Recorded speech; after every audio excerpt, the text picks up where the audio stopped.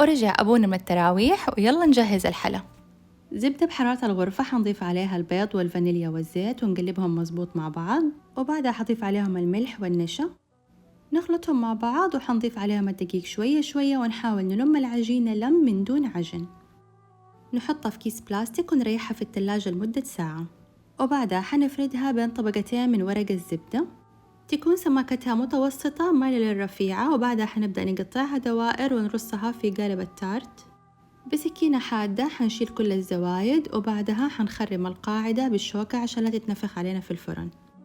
حندخلها الفرن تتماسك وتاخد لون ذهبي خفيف، وبعد ما تبرد حندهنها بخليط من صفار البيض والحليب عشان لما نحشيها بالكريم باتسير ما تلين معانا. طبعا بعد ما ندهنها بالخليط حنرجعها الفرن تاني تاخد نفس اللون اللي موضح في الفيديو، وبعدها حنبدأ نحشيها بالكريم باتسير ونزينها بالفواكه. وبكده وصفتنا صارت جاهزة وبدأ أحلى وقت في اليوم، الحلا والقهوة والجلسة الروقانية. إذا جلست تعد النعم ضيف عليهم نعمة الصدمة. ترى الصدمة حلوة وتصحي وتوعي وتعيد هيكلة الأولويات. من أساء إليك فقد فك وثاقك. الصدمة تطلق حريتك في إنك ما تعيش باقي عمرك مغفل.